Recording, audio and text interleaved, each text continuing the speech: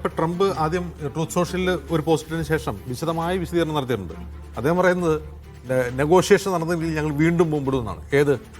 മുമ്പ് നെഗോഷിയേഷൻ ടേബിളിൽ നിന്ന് പുറകിൽ നിന്ന് അവരുടെ രാഷ്ട്രതലവൻ വധിച്ചതുപോലെ ഞങ്ങൾ ഇനിയും ബോംബിടും എന്ന് പറഞ്ഞ് ഭീഷണിപ്പെടുത്തുകയാണ്. ഇത് നല്ല ഒരു ഐഡിയ ആണ്. പുതിയൊരു നേതാവ് വരും. അത് ഇപ്പോഴുള്ള മുസ്തഫ കാമിനെ പറ്റില്ല. നമുക്ക് രണ്ടുപേർക്കും കൂടി പങ്കാളിത്തമുള്ളൊരു ഭരണ നേതൃത്വം ഉണ്ടാകുന്ന വളരെ വിശദമായി വീണ്ടും പോസ്റ്റ് ഇട്ടുണ്ട്. എന്താ പ്രശ്നം വെച്ചാൽ ഈ പിന്മാറുകയാണെന്ന് ഉണ്ടാക്കുന്ന പൊളിറ്റിക്കൽ ഡാമേജ് ഉണ്ട്. അത് മറികടക്കാൻ വേണ്ടിയാണ് ഞങ്ങൾ ഇനിയും ബോംബിടുമെന്ന് പറയുന്നത്. യഥാർത്ഥത്തിൽ പിന്മാറ്റം തന്നെയാണ്. ഇത് അധികാലം മുന്നോട്ട് കൊണ്ടുപോകാൻ കഴിയില്ല. പക്ഷേ പ്രശ്നം അവിടെയല്ല. അമേരിക്ക ഇത്ര പെട്ടെന്ന് പിന്മാറിയ ഒരു യുദ്ധം ഇത് ആദ്യമായിട്ടായിരിക്കും. ഇപ്പോൾ വിയറ്റ്നാമിൽ വർഷങ്ങളോളം യുദ്ധം ചെയ്തു.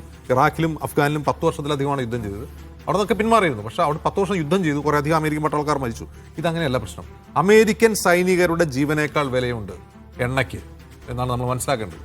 അമേരിക്കയിലെയും ഇസ്രായേലിലെയും സൈനികരുടെ സിവിലിയൻസിൻ്റെയും ജീവനേക്കാൾ വിലയുണ്ട് എണ്ണയ്ക്ക് എന്ന് മനസ്സിലാക്കിയ ഒരു യുദ്ധമാണിത്. ഹോർമുസ് കടലിടുക്കിന് അത്രയും പ്രാധാന്യമുണ്ട്. ഇനി മറ്റൊരു കാര്യം നമ്മൾ ശ്രദ്ധിക്കേണ്ട ഒരു കാര്യം എന്താണെന്ന് വെച്ചാൽ ഇതിൽ നമ്മൾ ആരും കാണാത്ത വേറൊരു പ്ലെയർ ഉണ്ട്. അത് എലോൺ മസ്ക് ആണ്. എലോൺ മസ്കിൻ്റെ ഒരു ഇൻ്റർനെറ്റ് സിസ്റ്റം ഉണ്ടല്ലോ, എന്താണ് പറയുക,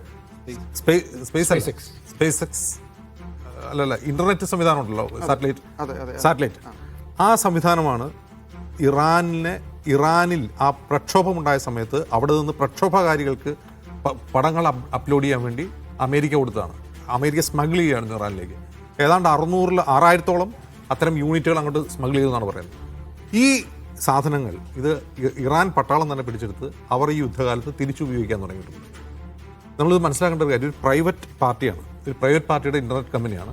അവരെന്ത് ചെയ്യുന്നു, അവരൊരു പ്രധാനപ്പെട്ട ജിയോ പൊളിറ്റിക്കൽ ബാറ്റിലിൽ ഇൻവോൾവ് ആവുകയാണ്. ഇവർ തന്നെ യുക്രൈനിലും ഈ സെയിം സാധനം കൊടുത്തിരുന്നു. യുക്രൈനിൽ ഇത് കൊടുക്കണോ വേണ്ടയോ എന്നുള്ള ചർച്ച നടക്കുമ്പോൾ അമേരിക്ക സമ്മർദ്ദം ചെലുത്തുമ്പോൾ വേണ്ട എന്ന് പറഞ്ഞു എലോൺ മസ്ക് എന്നാണ് പറയുന്നത്. ഇതിൽ പലതരം താല്പര്യ കേന്ദ്രങ്ങളുടെ ഒരു സംഘടന കൂടിയാണിത്. പക്ഷേ ഞാൻ വീണ്ടും ആവർത്തിച്ച് പറയുന്നു, എണ്ണയ്ക്ക് മനുഷ്യരത്തേക്കാൾ വിലയുണ്ട്.